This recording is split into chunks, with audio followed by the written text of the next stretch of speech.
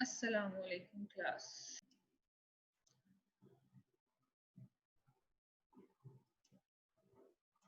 Okay. So it is about the nature of bonding and the properties of ionic compounds. हमने पढ़ा था last lecture में कि ionic compound जो है वो आयंस पे कंसिस्ट करते हैं, ठीक है। आयंस बनते हैं, कैटाइंस और एनाइंस बनते हैं। ये कैटाइंस और एनाइंस जो है ये इलेक्ट्रोस्टैटिक फोर्सेस के जरिए जुड़े होते हैं, ठीक है। और आपके पास क्या एज अ रिजल्ट बनते हैं ionic compounds generate. Then we have to study about the properties of ionic compounds, that how what are the properties that ionic compound shows, ठीक है। उनका melting point कैसा होता है, boiling point कैसा होता है, इसके अलावा उनकी phase क्या होती है, ठीक है, physical stage क्या होती है room temperature पे। सो इसके बाद हमने इनकी स्ट्रक्चर पढ़ी थी, ठीक है। और मैंने आपको एक वीडियो सेंड की थी कि how people can draw the structure of sodium chloride and how you people can share draw the structure of caesium chloride. मैं आपको दोबारा से दिखा देती हूँ कि आपको ये स्ट्रक्चर कैसे ड्रॉ करनी है, ठीक है।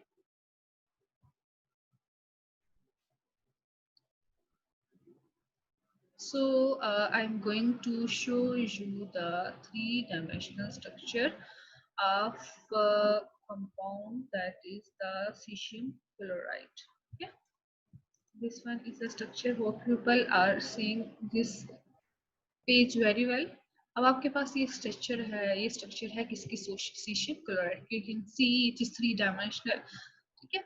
आप देख सकते हो यहाँ पे आपके पास ब्लू कलर का एक क्यूब है, ठीक है। क्यूब यानी ऐसी स्ट्रक्चर होती है जिसकी लेंथ, विड्थ और हाइट सेम, ठीक है। यानी कि इसके तीन एक्सिस होते हैं, X axis, Y and Z. You can see here I am rotating this structure right now. You can see the this is the blue one cube, ठीक है। और इस क्यूब में आप देख सकते हो आपके पास ये जो येलो कलर के बॉल्स हैं, ठीक है, कितने हैं यहाँ पे कॉर्नर्स पे। अपर कॉर्नर्स की पहले बात करते हैं, number 1, then 2 and 3 and 4। Lower corner पे भी 4 बॉल्स प्रेजेंट है, 1 2 3 एंड 4। तो आपके पास 8 जो है वो एटम्स प्रेजेंट है कॉर्नर्स पे, ठीक है। और आप देख सकते हो ये क्यूब है, क्यूब के अंदर भी आपको एक एटम नजर आ रहा है, ठीक है, यहाँ पे। तो आपके पास क्या होता है, सीशियम क्लोराइड में 8 कार्बन्स पे 8 प्रेजेंट होते हैं आपके पास atoms that are of chloride. और क्यूब के सेंटर में आप देख सकते हो यहाँ पे आपको एक ब्राइट सा एक बॉल नजर आ रहा है, और ये ब्राइट बॉल किस चीज का है, इट इज सीशियम। सो ये स्ट्रक्चर है सीशियम क्लोराइड की। अब ये देखें, you have to draw it on the paper. Paper पे आप कैसे ड्रॉ करोगे, सबसे पहले आप एक क्यूब ड्रॉ करोगे। एक क्यूब में आप उसके लेंथ, विड्थ और हाइट सेम रखोगे, और फिर आप जो है एटम को प्लेस करोगे सीशियम और क्लोराइड। इस तरह मैं आपको एक और स्ट्रक्चर दिखाती हूँ, that is that of sodium chloride. Okay, ये स्ट्रक्चर है सोडियम क्लोराइड की। आप देख सकते हो यहाँ पे आपके पास दो किस्म के आपको एटम्स नजर आ रहे हैं, ब्लू वन है और दूसरे हैं रेड वन। अभी जो ब्लू कलर के एटम्स हैं, येलो कलर के जो एटम्स हैं ये आपके पास क्लोराइड एटम्स हैं, और जो रेड कलर के एटम्स हैं ये आपके पास हैं, एटम्स नहीं है बेसिकली, आयंस हैं, ये आपके पास है sodium ions. You can see here that this is a cube. You can see the length and the width and the height is same. अब हम देखते हैं कि कैसे ये स्ट्रक्चर ड्रॉ हुआ। You can see here that आपके पास जो कॉर्नर्स हैं, आपने कॉर्नर्स पे कौन से एटम्स प्लेस किए हैं, क्लोराइड एटम्स, ठीक है। और then you have placed chloride atom in the centre of each sphere, okay. Similarly, there are present chloride ions in between each sodium atom. So in this way, you people can see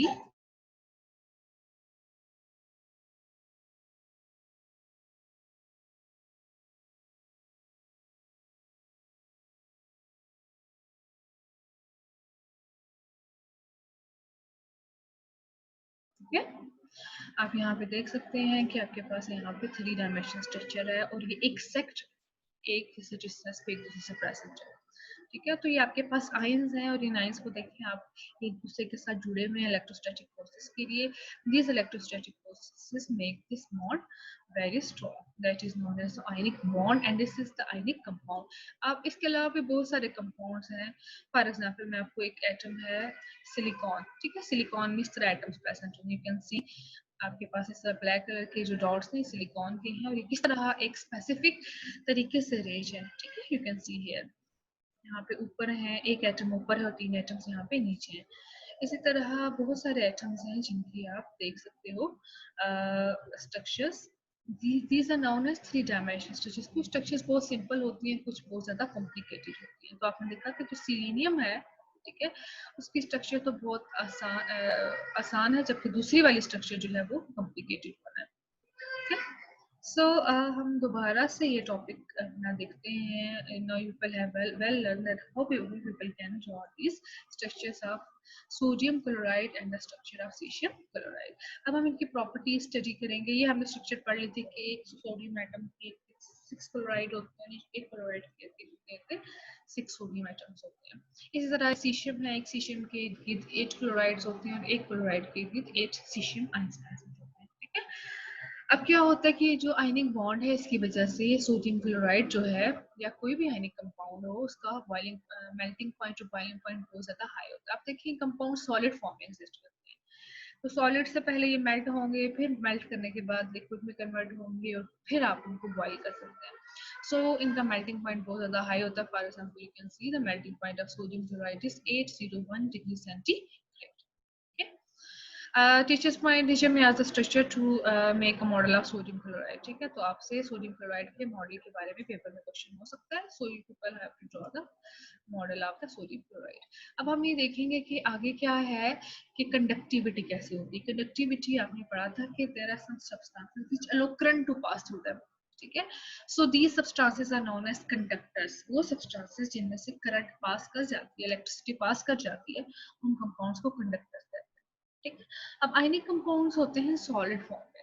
जब ये solid form में होंगे तो ये bad conductors होते हैं, poor conductors होते हैं, आप उनमें से करंट पास नहीं कर सकते, ठीक है। करंट पास करने के लिए कुछ चीजों का होना जरूरी है, या उस मटेरियल के पास फ्री इलेक्ट्रॉन्स मौजूद हो, या उस एटम्स के पास फ्री उसके पास आयंस मौजूद, ठीक है। आपने पढ़ा कि जो सॉलिड कंपाउंड होता है उसमें जो एटम्स होते हैं या आयंस होते हैं वो अपनी पोजीशन पे फिक्स रहते हैं, ठीक है, और वो अपनी जगह चेंज नहीं करते, स्टैटिक इन नेचर रहते हैं। इस वजह से जो सॉलिड्स हैं उनकी शेप बरकरार रहती है, ठीक है। तो सॉलिड कंपाउंड्स जो होते हैं, सॉलिड आयनिक कंपाउंड्स होते हैं, बैड कंडक्टर्स होते हैं। लेकिन अगर आप उन्हीं आयनिक कंपाउंड्स को मेल्ट करते हैं, लिक्विड में कन्वर्ट करते हैं, तो आपने पढ़ा है कि लिक्विड की कोई शेप नहीं होती। क्यों शेप नहीं होती लिक्विड की? क्योंकि उसके एटम्स या मॉलिक्यूल्स जो है हर वक्त मोशन में रहते हैं, एक जगह से दूसरी जगह मूव करके चले जाते हैं। तो आयनिक कंपाउंड्स को जब हम मेल्ट करते हैं तो उनके साथ भी ऐसे होता है। आयनिक कंपाउंड फॉर एग्जांपल हमारे पास है सोडियम क्लोराइड। जब आप सोडियम क्लोराइड को मेल्ट करोगे तो सोडियम क्लोराइड में सोडियम आयंस और क्लोराइड आयंस जो है वो मूव करने लग जाएंगे। जब आयंस मूव करने लग जाएंगे तो एज अ रिजल्ट करंट उसमें से फ्लो करना शुरू कर देता है, ठीक है। अब हम पढ़ेंगे कि कैसे आयनिक कंपाउंड जो है वो गुड कंडक्टर्स हैं। Ionic melted ionic compounds conduct electricity, ठीक है। जब आप ऐसे करते हो कि उनको मेल्ट कर देते हो तो आयनिक कंपाउंड्स इलेक्ट्रिसिटी कंडक्ट करना शुरू कर देते हैं। अब ये फिगर 4.4 है पेज 75 पे। You can see that sodium chloride melts and sodium and chloride ions are free to move through the molten salt. Molten salt ऐसा साल्ट जो कि पिघला हुआ होता है, ठीक है। जब आपने साल्ट को लिक्विड में कन्वर्ट कर दिया मेल्ट करके, तो अब उसमें सोडियम और क्लोराइड आयंस फ्रीली मूव कर रहे हैं। You can see in this figure, in this picture you can see there are present two types of ions. आपके पास एक आयन है जो कि है ग्रीन कलर के, ठीक है, और ये है क्लोराइड आयन, जबकि दूसरे आयन है सोडियम। अब क्या होता है, ये आपके पास है एक बीकर। आप देख सकते हो कि जब आपने सोडियम क्लोराइड को लिक्विड फॉर्म में कन्वर्ट किया तो ये क्लोराइड आयन है और सोडियम आयन है। जितने क्लोराइड आयन होते हैं उतने ही सोडियम आयन होते हैं। तो ये सोडियम और क्लोराइड आयन की एरो की डायरेक्शन इंडिकेट कर रही है कि आयंस फ्रीली मूव कर रहे हैं, कुछ राइट साइड पे जा रहे हैं, कुछ लेफ्ट पे, कुछ ऊपर, कुछ बॉटम, कुछ एक दूसरे से टकरा रहे हैं, फ्री हो जाते हैं, ठीक है। When voltage is applied, it mean जब आपने वोल्टेज अप्लाई किया, आपने करंट अप्लाई की, ठीक है, तो क्या होता है, sodium ions moves towards the negative electrode. तो आपके पास जो सोडियम आयंस होते हैं वो मूव करते हैं नेगेटिव इलेक्ट्रोड्स की तरफ। इलेक्ट्रोड्स क्या होते हैं? इलेक्ट्रोड्स आर बेसिकली रॉड्स होते हैं, ठीक है। आप चैप्टर नंबर 7 में डिटेल में पढ़ोगे, ठीक है। बेसिकली ये रॉड्स होते हैं, दो किस्म के रॉड्स होते हैं, एक पे नेगेटिव चार्ज होता है, दूसरे पे पॉजिटिव चार्ज होता है, ठीक है। इस तरह बैटरी होती है ना, बैटरी का जो नेगेटिव टर्मिनल होता है, ठीक है, उसको हम नेगेटिव कैथोड से इलेक्ट्रोड से जोड़ते हैं, जिसको हम कैथोड कहते हैं। You can see this is the negative terminal of the battery. अब ये बैटरी का जो नेगेटिव टर्मिनल है, ठीक है, ये अटैच है नेगेटिव रॉड के साथ, और इसको हम क्या कहते हैं, this is known as cathode, internal inert material electrode. ठीक है, इसी तरह आपके पास जो बैटरी का पॉजिटिव टर्मिनल है, आपने उसको दूसरे इलेक्ट्रोड से जोड़ा, और वो इलेक्ट्रोड जो कि बैटरी के पॉजिटिव टर्मिनल से अटैच होता है, that is known as anode. ठीक है, आपने बैटरी ली, बैटरी के एक इलेक्ट्रोड को बैटरी के एक टर्मिनल को बैटरी के और दूसरे टर्मिनल को दूसरे इलेक्ट्रोड से अटैच किया, और फिर आपने यहाँ पे एक बल्ब लगा दिया। ठीक है, ये इंडिकेट कर रहा है, बल्ब का जलना ये इंडिकेट करेगा कि इसके नतीजे में करंट प्रोड्यूस हो गया। ये पावर सोर्स है, दैट इज अ बैटरी। अब क्या होगा, आपके पास आइंस मौजूद हैं, पॉजिटिव आइन है और नेगेटिव आइन है। तो आपने पढ़ा था कि अपोजिटली जो है वो उनमें अट्रैक्शन मौजूद होती है। ठीक है,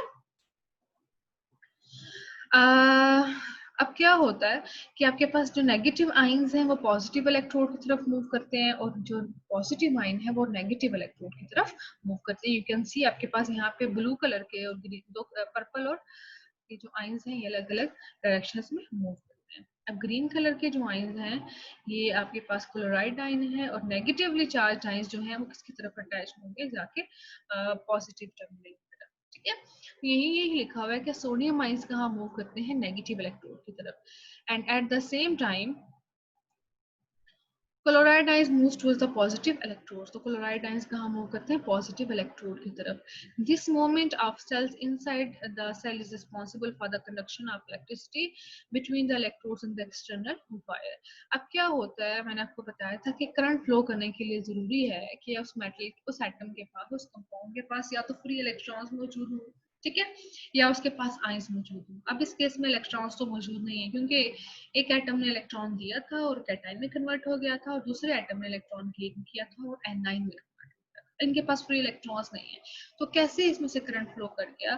the current flow occurs due to the presence of free moving ions. You can see ions are moving freely in the liquid form. Ions जब फ्रीली मूव करते हैं तो फिर क्या होता है, आयंस की मूवमेंट के नतीजे में करंट प्रोड्यूस हो सकती होती है, और उसके नतीजे में आप देख सकते हो कि आपके पास जो बल्ब आपने देखा यहाँ पे आपने वो जो है वो ग्लो होता है। ठीक है, तो इस तरह आप आयनिक कंपाउंड को सॉलिड फॉर्म में कंडक्टर नहीं बना सकते, लेकिन अगर आप उसको मेल्ट कर दें तो it is a good conductor of electricity. ठीक है, so figure 4.4, this indicates a connection of electricity through molten sodium chloride. The next is the aqueous solution of ionic compounds also conduct electricity. Aqueous solutions जो हैं वो भी electricity conduct करते हैं। Aqueous का मतलब है water, यानी अगर आप किसी ionic compound को melt करने की बजाय water में उसका solution बना दें, ठीक है, that solution is known as aqueous solution, और aqueous solutions भी electricity के good conductors होते हैं। This is because when an ionic compound dissolves in water, the ions are free to move about in the aqueous solution. ठीक है, अब क्या होता है कि जब आप आयनिक कंपाउंड को वाटर में डिसॉल्व करते हो तो आयनिक कंपाउंड का डिसॉल्व होके आपके पास फ्री आयंस देता है, जिस तरह यहाँ पे इस फिगर में आप देख सकते हैं, फिगर 4.4 में, कि आयनिक कंपाउंड है, आपने इसको मेल्ट किया और मेल्ट करने के बाद वो किस में कन्वर्ट हो गया, एक गुड कंडक्टर में कन्वर्ट हो गया। इसी तरह जब आप उसको वाटर में डिसॉल्व करते हैं तो बिल्कुल इसी तरह के आयंस प्रोड्यूस हो जाते हैं, सोडियम आयंस होते हैं और क्लोराइड आयंस होते हैं। अब क्या होता है, सोडियम आयंस जो है उन पे पॉजिटिव चार्ज होता है, तो वो उस इलेक्ट्रोड की तरफ मूव करते हैं जिस पर नेगेटिव चार्ज होता है। इसी तरह जो क्लोराइड आयंस होते हैं इन पे नेगेटिव चार्ज होता है सोल्यूशन में, तो वो उस इलेक्ट्रोड की तरफ मूव करते हैं जिस पे पॉजिटिव चार्ज होता है, that is known as anode. जब ये आयंस मूव करके इलेक्ट्रोड और कैथोड की तरफ जाते हैं तो उसके नतीजे में करंट प्रोड्यूस होती है, इलेक्ट्रिसिटी प्रोड्यूस होती है। और आपको कैसे पता चलती है, आपने यहाँ पे जो बल्ब अटैच किया था, ये करना क्या होता है, ग्लो करना शुरू कर देता है। ठीक है, so it is the conduction of electricity through the molten sodium chloride. Hope so you people well understood this. मैं आपको यहाँ पे एक और दिखाती हूँ, this is the ionic substances हैं. You can see this is an ionic substance. Here you people can see that there are present specific ions. green color के आपके पास anions हैं, जबकि आपके पास positive जो है वो cations हैं. आप देखेंगे कि कोई एक जैसे एक तरह के दो आयन साथ प्रेजेंट नहीं है. नेगेटिव के साथ पॉजिटिव है, पॉजिटिव के साथ नेगेटिव है. इसी तरह है पॉजिटिव और नेगेटिव एक दूसरे के साथ अट्रैक्ट करते हैं और इन अट्रैक्टिव फोर्सेस को हम कहते हैं आयनिक. हमने पढ़ा था कि आयनिक कंपाउंड्स कैसे बनते हैं. आयनिक कंपाउंड में जरूरी है कि सबसे पहले आपके पास आयंस बने. ठीक है, आयंस बने यानी कि आपके पास एक मेटल अपने इलेक्ट्रॉन्स लूज करके कैटाइन बना दे और नॉन मेटल इलेक्ट्रॉन गेन करके एनाइन बना दे. आयंस क्या होते हैं? Ions are the particles that are charged positively और negative. This is because they have gained और lose the electrons. So the number of positive protons does not balance the number of negative electrons. अब ये देखिए ions formation है. हमारे पास sodium atom था. Sodium के वैलेंस शेल में एक इलेक्ट्रॉन था. सोडियम ने ऑक्टेट रूल को ओबे करने के लिए और अपना वैलेंस शेल कंप्लीट करने के लिए अपना एक इलेक्ट्रॉन लूज कर दिया और सोडियम 281 किस में कन्वर्ट हो गया? सोडियम 28 पॉजिटिव में. ठीक है, अब किसी मेटल ने कितने इलेक्ट्रॉन्स लूज करने हैं वो उस पर डिपेंड करता है कि वो किस ग्रुप से बिलोंग करता है. ठीक है, अगर कोई मेटल ग्रुप नंबर 1 से बिलोंग करती है तो वो एक इलेक्ट्रॉन लूज करेगी क्योंकि इसके वैलेंस शेल में एक ही इलेक्ट्रॉन है. इसी तरह अगर कोई मेटल ग्रुप नंबर 2 से बिलोंग करती है तो वो 2 इलेक्ट्रॉन्स लूज करेगी क्योंकि उसके वैलेंस शेल में 2 इलेक्ट्रॉन्स मौजूद हैं. इसी तरह अगर कोई मेटल ग्रुप 3 से बिलोंग करती है, 3A से बिलोंग करती है तो वो 3 इलेक्ट्रॉन लूज करेगी. ठीक है, ताकि उसके वैलेंस शेल में से 3 इलेक्ट्रॉन्स रिमूव हो जाए और वो आपको ऑक्टेट रूल ओपेक कर सके. इसी तरह आपके पास एनाइंस जो से होते हैं नॉन मेटल्स. ठीक है, वो एनाइंस बनाते हैं और they are converted into anions by gaining the electrons. You can see here oxygen के पास है वैलेंस शेल में 6 इलेक्ट्रॉन्स, 1 2 then 3 4 5 and 6. अब ऑक्सीजन 2 इलेक्ट्रॉन गेन करके किस में कन्वर्ट हो जाती है? -2. आपके पास कैटाइंस भी बन गए, एनाइंस भी बन गए. अब ये कैटाइन और एनाइन जो है वो क्या करते हैं? एक दूसरे के साथ अटैच हो जाते हैं तो आपके पास आयनिक कंपाउंड्स बन जाते हैं. तो आपने देखा ये आपके पास एक आयनिक कंपाउंड है. यू कैन सी हियर आपके पास कैसे एटम सॉलिड आयनिक कंपाउंड है. ठीक है, यू कैन सी हेयर के बीच में कोई स्पेस ही नहीं है. आयंस जो है वो किस तरह अच्छे तरीके से एक दूसरे के साथ अटैच है. अब ये देख सकते हैं आपके पास जो है पॉजिटिव और नेगेटिव आयंस हैं. पॉजिटिव और नेगेटिव को डिफरेंट कलर्स से डिफरेंट कलर के स्फीयर से रिप्रेजेंट किया गया है.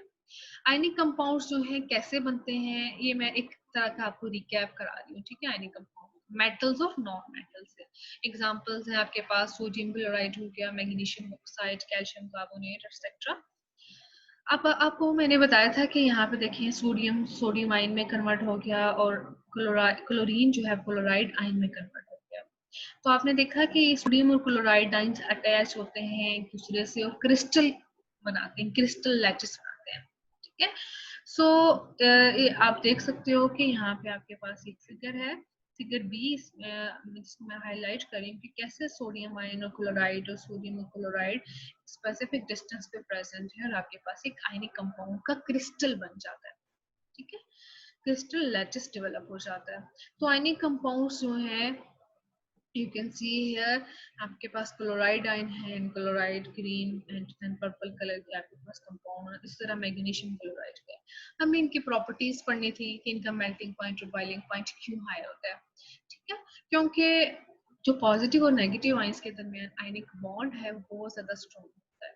ठीक है, तो आपने किसी कंपाउंड को मेल्ट करना है या बॉइल करना है आयनिक कंपाउंड को तो आपने उन बॉन्डिंग्स को तोड़ना है. आयनिक बॉन्डिंग को आपने ब्रेक करना है, तभी वो कंपाउंड जो है वो लिक्विफाई हो सकेगा.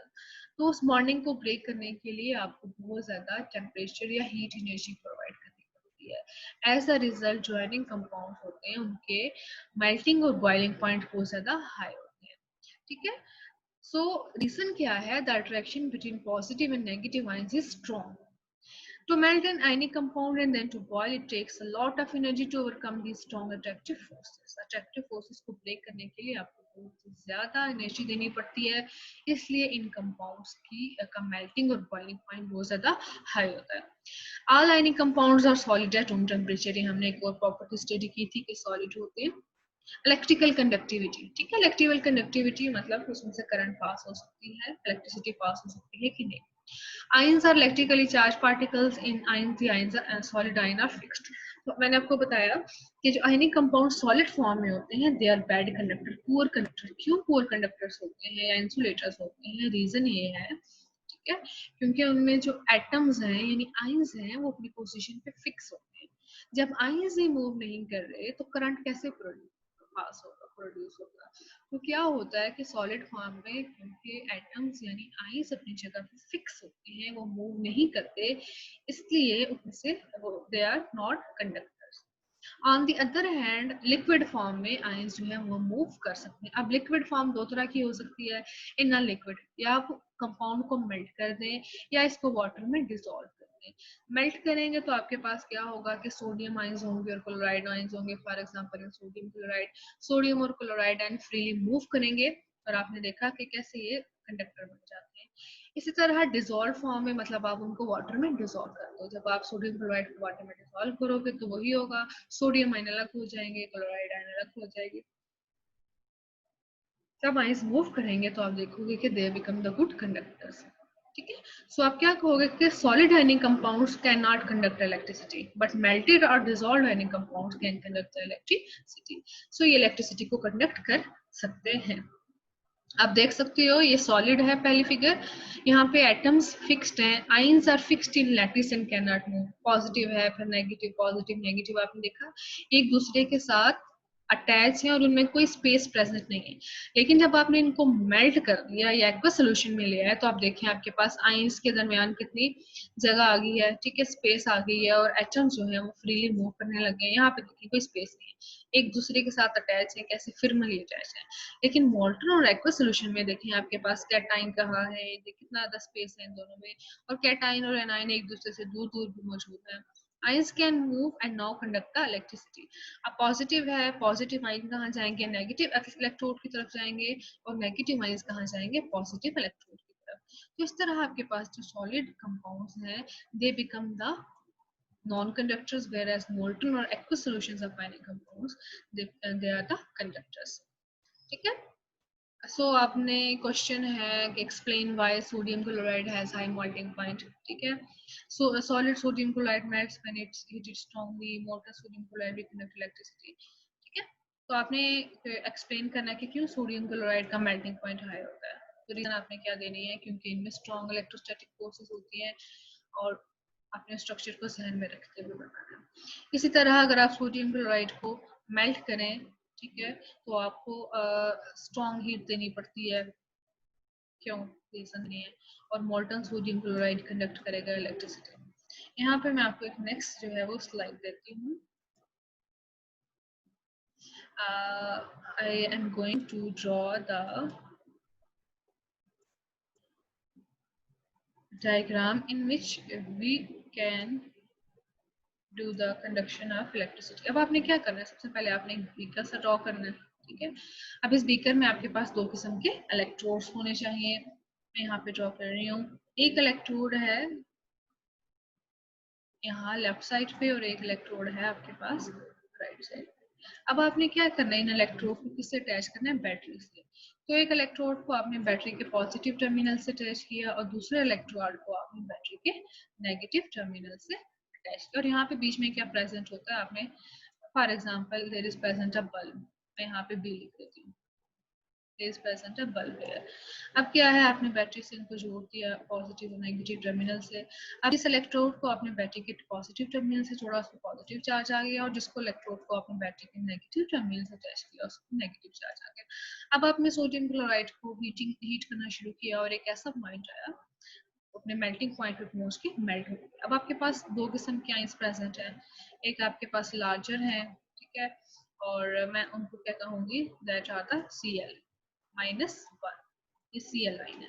और दूसरे आपके पास कौन से आयंस हैं, that are the smaller one are positive, that are sodium. मैं यहाँ पे लिख देती हूँ बजाय इसके कि बार बार मुझे लिखना पड़े. अभी जो लार्जर वन है ये आपके पास कौन सी आयन है, क्लोराइड आयन. और जो स्मॉलर वन है ये आपके पास कौन सा आयन है, सोडियम आयन, Na पॉजिटिव. ठीक है, actually I am going to change the color of sodium and chloride ion. इनका मैं कलर चेंज कर देती हूँ.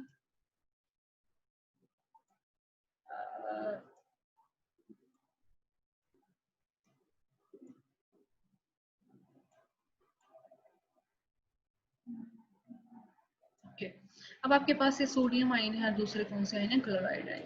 अब इन पे पॉजिटिव चार्ज है, उन पे नेगेटिव चार्ज है, बहुत सारे आयन्स प्रेजेंट होते हैं, ठीक है। पॉजिटिव है, फिर आपके पास नेगेटिव है, पॉजिटिव है, नेगेटिव है। अब देखिए ये जो नेगेटिवली चार्ज आयन है ये किसकी तरफ मूव करेंगे, पॉजिटिवली चार्ज इलेक्ट्रोड की तरफ, और पॉजिटिवली चार्ज आयन्स किस तरफ मूव करेंगे, नेगेटिव चार्ज इलेक्ट्रोड की तरफ। अब जो नेगेटिव चार्ज वाला इलेक्ट्रोड है इसका एक स्पेसिफिक नेम है, that is known as the cathode. इसी तरह जो पॉजिटिवली चार्ज है इसको हम क्या कहते हैं, एनोड। तो इस तरह क्या होता है जब आयन मूव कर रहे हैं, सोडियम आयन फ्री मूव कर रहा है, क्लोराइड आयन फ्री मूव कर रहा है, इनके मूवमेंट के नतीजे में आप देखोगे ये बल्ब जो है क्या हो जाता है, ग्लो करना शुरू कर देता है, जलने लग जाता है। तो इसका क्या मतलब है कि क्या ये इनमें से करंट पास हो रही है, दे आर द कंडक्टर्स। ठीक है, इस तरह अगर आप इनको डिसॉल्व करोगे तो बिल्कुल यही होगा, सोडियम आयन और क्लोराइड आयन इसी तरह मूव करेंगे और आप क्या कह सकोगे कि ये these are the good conductors of heat and electricity. This is the chapter number 4, end of the chapter number 4. ठीक है, so I am going to share with you people this topic. Okay, ये आपका last topic है, society science and technology. Synthetic adhesives such as glues and epoxy resins are used in large scale industrial applications. अब क्या होता है, आपने पढ़ा था कि जो ग्लूज होते हैं, डाइज होते हैं, पेंट्स होते हैं, अपनी सरफेसेस के साथ अटैच होते हैं through the interactions that are known as the that may be dipole interactions, or they may be hydrogen bonding. अब क्या होता है कि आपके पास ये जो एडहेसिव्स होते हैं ये या नेचुरल हो सकते हैं या सिंथेटिक हो सकते हैं। अगर आपके पास ये जो एडहेसिव्स हैं, ठीक है, why we use a power source, क्या पावर सोर्स, मुझे समझ नहीं आई, क्वेश्चन की समझ नहीं आई मुझे। अच्छा, सिंथेटिक एडहेसिव्स जो है यानी कि जो मैन मेड होते हैं ये लार्ज स्केल इंडस्ट्रियल एप्लीकेशंस में इस्तेमाल होते हैं, बहुत सारी इंडस्ट्रीज हैं जो कि इनको यूज करती हैं। Glues are less costly than synthetic adhesive, ये जो एडहेसिव्स हैं ना, एपॉक्सी रेजिन वगैरह हो गए, ये ज्यादा थोड़े एक्सपेंसिव होते हैं, जबकि ग्लूज जो है वो लेस एक्सपेंसिव होती हैं। Glues are extensively used in adhesive for vinyl, then polywood and plywood and corrugated cartons and laminated boards. तो ग्लूज वगैरह का जो इस्तेमाल है वो किस तरह एडहेसिव्स के तौर पे, ठीक है। तो हम चीज़ों को लेनी, लकड़ी की जो टाइप है, प्लाईवुड है, देन कार्टन्स हैं, बोर्ड्स हैं, इनको जोड़ने के लिए यूज़ किया जाता है। इसके अलावा ग्लास और मेटल को जोड़ने के लिए, इनकी सर्फेसेस को एक दूसरे के साथ अटैच करने के लिए भी ग्लूज अवेलेबल होती है। जबकि जो अभी यूजेस हम पढ़ रहे हैं कि ग्लू के क्या यूजेस होते हैं, एपॉक्सी रेजिन्स के क्या यूजेस होते हैं इंडस्ट्रीज में, ठीक है। Epoxy resins are used where water resistance is required, जहाँ पे आपने किसी सरफेस को वाटर के अटैक से रोकना है वहां पे आप क्या यूज करेंगे, epoxy resins. They form strong and tough coating, epoxy resins क्या करती है, इनकी अपनी जो कोटिंग होती है ये बड़ी टफ होती है, स्ट्रॉन्ग होती है। इसके अलावा कुछ और प्रॉपर्टीज हैं, फ्लेक्सिबल होती है, फ्लेक्सिबिलिटी प्रोवाइड करती है। इसी तरह केमिकल रेजिस्टेंस, केमिकल्स भी उस सरफेस पे अटैक नहीं कर सकते। For this reasons dams, bridges, thermal power stations are coated with epoxy resin. तो ये जो आपके पास power station, thermal power station होते हैं, ब्रिजेस, डैम्स हैं, इनको एपॉक्सी रेजिन से कोट किया जाता है।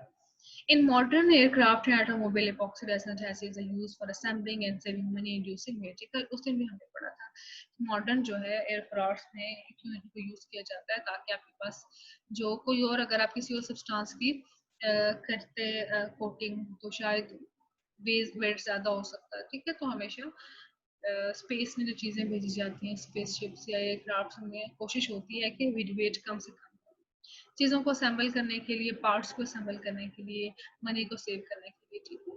So there is a need for more adhesives. तो एपॉक्सी रेजिन्स के अलावा बहुत सारे और रेजिन्स भी आए हैं वजूद में, तो हमें और ज़्यादा रेजिन्स की ज़रूरत है, ठीक है। Yes Abdullah Afzal, why we use the power source, power source क्यों यूज कर रहे हैं? अच्छा, यहाँ पे electric conduction of sodium electricity through the modern, अगर हम पावर सोर्स की यूज करेंगे तो हमें कैसे पता चलेगा कि उसमें से करंट पास कर रही है कि नहीं कर रही। हम करंट देंगे तो हमें पता चलेगा ना कि करंट पास कर रही है। अगर आपके पास कंपाउंड है, आपने उसको बैटरी के साथ लगाया, सारा अटैच किया, लेकिन आपके पास बल्ब ऑन नहीं हो रहा, तो इसका मतलब है उसमें से करंट पास नहीं की, नॉन कंडक्टर है वो। आपने पढ़ा इंसुलेटर्स होती हैं, फॉर एग्जांपल रबड़ हो गया, ग्लास हो गया, प्लास्टिक हो गया, उनमें से करंट पास नहीं करता। ठीक है। लेकिन अगर उसमें से करंट पास कर रहा है तो उसकी कुछ रीजन है, और रीजन क्या है कि रीजन है इसमें फ्री आयंस प्रेजेंट होती हैं, आयंस मूव करते हैं, और आपके पास जो बल्ब है वो ग्लो कर रहा है। जब तक आप पावर सोर्स नहीं देंगे, करंट देंगे, तो आपको कैसे पता चलेगा करंट पास करेगी? ठीक है। So power source is necessary here. So हमारा आज का टॉपिक जो है खत्म होता है। सो हम करते हैं रिव्यू क्वेश्चंस। आपके पास है and circle the correct answer. Which one of the following atom will form a charge of -2? तो आपने बताना है कि आपके पास ऑप्शंस हैं A B C D। तो आपने ये बताना है कि कौन सा एटम है जो इसके ऊपर -2 चार्ज आएगा। ठीक है। 12 वाले जिसका एटॉमिक नंबर है, या 14 है, या 10 है, या 8 है। तो आपने इनके वैलेंस शेल ड्रॉ करने हैं। तो वो एटम जिसको वैलेंस शेल कंप्लीट करने के लिए 2 इलेक्ट्रॉन्स की जरूरत होगी, उसको -2 चार्ज आएगा। And it is option number C, that is it, oxygen. पहले शेल में 2 इलेक्ट्रॉन, दूसरे शेल में 6 इलेक्ट्रॉन्स, तो ये 2 इलेक्ट्रॉन्स गेन करेगा। सो पहले का आंसर है ऑप्शन नंबर सी। इसके बाद है which one of the following atom will not form A cation और एनाइन? इनमें से कौन सा ऐसा एटम है जो ना कैटाइन बनाएगा ना एनाइन बनाएगा? मतलब उसके पास वैलेंस शेल में 8 इलेक्ट्रॉन्स मिले हैं। इलेक्ट्रॉनिक कॉन्फ़िगरेशन कर लें। एटॉमिक नंबर 16 है, 17 है, 18 और 19 है। ठीक है। अब 16 वाले को भी चाहिए होंगे 2 इलेक्ट्रॉन्स, देन 17 वाले को 1 इलेक्ट्रॉन, 18 वाले का वैलेंस शेल कंप्लीट होगा। तो इसका ऑप्शन भी क्या होगा? Answer number C. So second जो है उसका आंसर भी क्या होगा? आंसर नंबर सी। जी बिल्कुल। देन है question which one of the following atom will form cation? तो इन तीनों चारों में से कौन सा एटम है जो कैटाइन बनाता है? 20 है, तो 20 का आप देखेंगे कैटाइन बनाएगा, एनाइन बनाएगा। ठीक है। इसी तरह 18 है, 18 वाला तो कुछ भी नहीं बनाएगा, 17 वाला एनाइन बनाएगा, 15 वाला भी एनाइन बनाएगा। तो आपके पास ऑप्शन नंबर है ए 20। कैसे? आपने इसकी इलेक्ट्रॉनिक कॉन्फ़िगरेशन करनी है। ठीक है। 2 इलेक्ट्रॉन्स आएंगे, फिर 8 आएंगे, फिर 10 आएंगे, 2 आएंगे, 8 आएंगे, फिर 8 आएंगे, फिर 2 इलेक्ट्रॉन आएंगे। इलेक्ट्रॉनिक कॉन्फ़िगरेशन करनी है। सी ऑप्शन है। ठीक है। क्वेश्चन नंबर 2 का ऑप्शन नंबर सी मैं यहाँ पे हाईलाइट कर देती हूँ। यहाँ पे ये सारा हो गया। ये आपके पास इसका आंसर है ऑप्शन नंबर सी। इसके बाद है ये भी हमने देख लिया कि इसका ऑप्शन नंबर क्या है? 20। इसके बाद है which one of the following atoms obey duplet rule? तो डुप्लेट रूल कौन सा एटम ओबे करता है? आपने पढ़ा था कि आपके पास सिर्फ 3-4 ऐसे एटम्स हैं। तो इसमें से इसका आंसर यहाँ पे ऑप्शन ये सारे गलत दिए हुए हैं। यहाँ पे आएगा H2, F2 दो दफा लिखा हुआ है, आपके उसमें ठीक लिखा हुआ है ऑल्सो। ठीक है। तो आप कोई भी ऑप्शन कर लें, आंसर इसका H2 होगा, F2 नहीं होगा। ठीक है। ये सारे ऑप्शन क्या है? रॉन्ग है। तो आप यहाँ पे लिख लें साइड पे H2। Silicon belongs to the group 4 it has dash valence electrons. जिस दो एटम जिस ग्रुप से बिलोंग करते हैं उसमें उतने ही वैलेंस इलेक्ट्रॉन्स होते हैं। तो सिलिकॉन बिलोंग करता है 4A से, तो उसके वैलेंस शेल में 4 ही इलेक्ट्रॉन्स होने चाहिए। तो इसका आंसर है ऑप्शन नंबर सी। इसके बाद है phosphorus belongs to the third period of the group A, how many electrons it need to complete its valence shell? तो फास्फोरस जो है वो ग्रुप 5A से बिलोंग करता है। ठीक है। तो उसको अपना ऑक्टेट कंप्लीट करने के लिए कितने इलेक्ट्रॉन्स चाहिए? 5A का मतलब है वैलेंस शेल में 5 इलेक्ट्रॉन्स है, तो इसको 3 इलेक्ट्रॉन्स चाहिए। सो राइट आंसर इज 3। अब देखिए यहाँ पे मैंने किसी को सॉल्व नहीं किया, आपने क्या किया? अपना कॉमन सेंस यूज करना है। ग्रुप नंबर से जो बिलोंग करता है उसके वैलेंस शेल में उतने ही इलेक्ट्रॉन्स होते हैं। इसके बाद है which one of the following is not true about the formation of Na2S? Na2S के फॉर्मेशन के बारे में कौन सा ऑप्शन गलत है? Sodium atom will loses 1 electron, yes. Sodium atom में एक इलेक्ट्रॉन लूज करेगा हर सोडियम। सोडियम फॉर्म कैटाइन, बिल्कुल कैटाइन बनाता है। Sulphur form anion, sulphur anion बनाता है। एक sulphur atom gains 1 electron, no, ये आपके पास रॉन्ग ऑप्शन है। आपके पास सल्फर एक ही है, ईच आता ही नहीं है। तो sulphur atom gain 2 electrons, right option है। देखिए आप इसके फार्मूला में, आपके पास फार्मूला है